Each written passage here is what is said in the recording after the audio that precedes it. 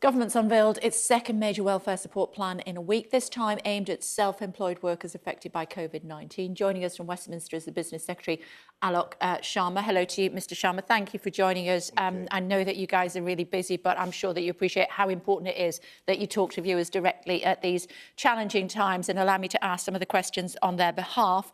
It's a lot of money, but no payments until early June, 5 weeks before they can get income support. What should people do? Well, Kay, this is an unprecedented response that we've had. I think by any international comparison, what we're offering is really quite substantial. You're right, this is a complicated system. We haven't done this before. We want to set this up as quickly as possible. And obviously, we have set the start of June as a date for that. In terms of the support that people can get currently, of course, if you have a mortgage, you can get a 3-month mortgage holiday. For those people who are under self-assessment, as a self-employed will be, normally they would be due payments to be made at the end of July to the revenue. We've said that can be extended until 2021. We've also said that those people who are VAT registered can defer those VAT payments for a quarter. And of course, as you said, there is support, additional support through the welfare system. We've increased the amount of money for the standard allowance in universal credit by over £1,000. And we've also ensured that the minimum income floor, which applied to self-employment earnings, has also been removed. There is £500 million that has gone into local authorities in terms of a hardship fund. So we are doing everything we can to support people. But I completely understand that people will be worried and they want us to get this money to them as quickly as possible. And I can tell you, we are literally working night and day to make sure that system is up and running. I'm sure you are, and I'm sure people are appreciative of that. But why didn't you do like other countries have done, including Ireland, and say, there you go, there's a flat amount of £300. This is going to tide you over until you can get your money? Well, you talked about the welfare system in terms of universal credit. I was employment minister for 18 months and responsible for universal credit, and we've ensured that people can get up to 100% of as an advance of their first payment up front on the first day, if that's what they needed. So there is money available in the system. As I said, is that 5 weeks away, though, or is that like tomorrow? No, that is like tomorrow. It can happen within a matter of days, and in certain cases where people particularly need that cash, that can happen tomorrow. I mean, that is how the advances system works in universal credit. So we want to ensure that people get the support, and I completely understand. There are lots of people across our country who are worried about their livelihoods, they're worried about their safety, and that is why, if you look at the sum total of the package that the government has put forward, it is not only unprecedented, but it is about making sure that we support our businesses, we support people in terms of their jobs, and we support livelihoods. And the Prime Minister has always been very clear, we will do whatever it takes to support people, and that is what we are doing with the packages that we've outlined. OK, several other things to touch on, not least that you said once this is all over, this is what Rishi Sunak said yesterday, the self-employed will be paying more tax in the form of national insurance. That's a fundamental change. Is that going to be a permanent change? Well, I think you need to look very carefully at what the Chancellor said. He was making a factual observation about the fact that the support that we're providing for the self-employed through this package is very similar to the support that we're providing for those people who are in employment. And it is the case that there is currently a differential in the way that there is tax treatment for people who are employed and self-employed. And he was making an observation, and he clarified that in the Q&A that took place yesterday. But right now, what he, the Prime Minister, I, and everyone in government is absolutely focused on is getting support to people as quickly as possible. Okay. On Monday, we launched the business interruption loan scheme. We've got over 40 providers who are making sure that businesses are supported.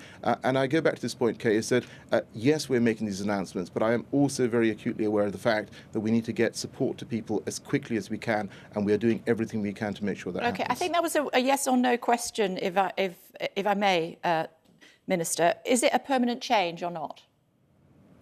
Well, I didn't think there has been a change. It was an observation that the Chancellor was making about the tax system. As I said, the focus right now, and I know that's something that the British public wants as well, for that focus to be on getting support to people, whether they're employed or self-employed right now, and that's what we're making sure happens. Yeah, but they are going to have to pay more tax when all this is over in the form of national insurance. It's a fundamental change. Is it a permanent change, or is it something that you will look at again in the fullness of time?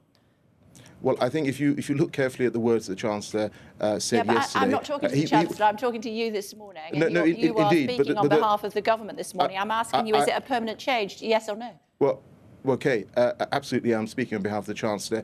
Tax policy is a matter for the Chancellor and ultimately the Prime Minister, and the Chancellor was very clear. He wasn't sort of setting out a change in policy at this stage. What he was saying very clearly was making an observation of fact. And what he was also very clear about, that the package of measures yesterday was about supporting people now. He also set out in his statement the sum total of the package that we've put forward to support businesses and individuals, and it is a substantial package. Yeah. It is unprecedented, and we are in unprecedented times, and we have to rise to that challenge, and that's what I believe we've done as a government. How long can we afford this for? Our economics editor, Ed Conway, estimating it'll cost around $9 billion just for 3 months. Looking at other figures, saying if we continue on as we are with all the bailouts with businesses, etc., it's going to cost in excess of £150 billion, perhaps even more. How long can we afford it for? Well, we have said we will do whatever it takes to support British people, to support our businesses, and that is what we're doing. Obviously, there will be an impact in the short term on borrowing, but the focus right now has to be about supporting individuals. Your viewers who are phoning in to ask, quite rightly, those very searching questions of government ministers. But the bottom line here is we get support to people as quickly as possible, and that's what the sum total of support that we have announced is all about. By any measure, we are crashing the economy at the moment. Do we have any choice? Well, I don't think we are crashing the economy. What I would say to you is that this is a global issue which is affecting countries across the world. We are providing the support, as indeed others are, for their businesses, for their citizens, and that is right and proper. And I hope that the downturn, if I can put it like that, and the impact on the economy is going to be short term. But what people in constituencies like mine are most interested in right now is when they can get that support and what support is available for them, and that's what the government is setting out right now. So we're not crashing the economy. Let's hope that that clip weathers well. We'll have to wait and see. Talk to me about EU ventilator scheme. Apparently EU countries, I'm told, are buying in bulk to cut the costs, and Britain stayed out of it because we've left. Number 10 claiming it's not ideological, but we didn't get the email on time. What? Well, if I can just sort of unpack that a little bit in terms of ventilators. So there are 8,000 ventilators currently on the front line in the NHS. We are procuring another 8,000 through our normal supply chain, and 1,000 of those will be coming online to the front line within a matter of weeks. We also launched the ventilator challenge, and I can tell you, Kay, that over 3,000 businesses across our country have responded to this, and you've seen as well the huge response that we've had to people who want to volunteer and support the NHS. I mean, this is a shared endeavour across our country. Let's not do that. We haven't got time to do that. We haven't got time to dodge questions this morning. It's a straight question. Why are we not part of the scheme that the Europeans are part of? Well, Kay, let me take your question. I'm not here to dodge your questions. Good. I just wanted to set out what we're doing in terms of getting more ventilators online. As you said, the scheme that the EU was talking about, there was a miscommunication, and in fact the tendering process had already started. What we've also been very clear about is if there are any future such schemes, of course we will look to participate in them. But as the EU itself has been very clear, absolutely every single country individually is doing its bit to procure more ventilators, to make sure more ventilators are built, and that is what the UK is doing as well with our ventilator challenge. OK, the housing market falling off a cliff, according to the front page of the Times this morning. Not lending money, don't sell your house. You can still put it on the market, but you can't move at the moment. Is that just one of those casualties that we're just going to have to come back to when we've got the bandwidth? Well, we've had some guidance that the Housing Secretary has put out this morning, which is perfectly sensible guidance on how people should conduct themselves in this market. Clearly, there are people who have got a mortgage, who have exchanged.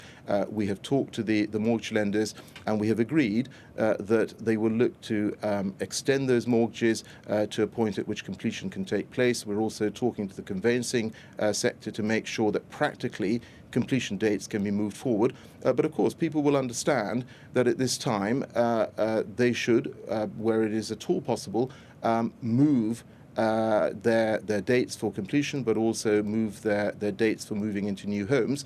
Clearly, where someone is moving into an empty home, or there are particularly exceptional circumstances, what we say to people is please observe the Public Health England guidance when it comes to how you interact with other individuals.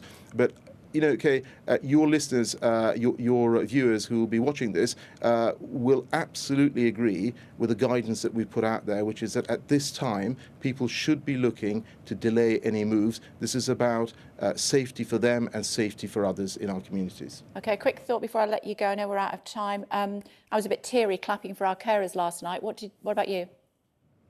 Yeah, absolutely. I mean, my family and I, we were in our driveway, and I mean, it was really quite emotional because you heard this ripple of clapping and applause down the street, and this was echoed in towns and cities across our country. The NHS is a fabulous institution, and we are providing all the support we can to the NHS because at the end of the day, it is them and it's NHS workers who are helping us get through this very difficult time. I know as a key worker, you have to come out and leave the family at home, and we really do appreciate you taking the time. I hope you and your family keep well. Thank you. Thank you very much, Kate.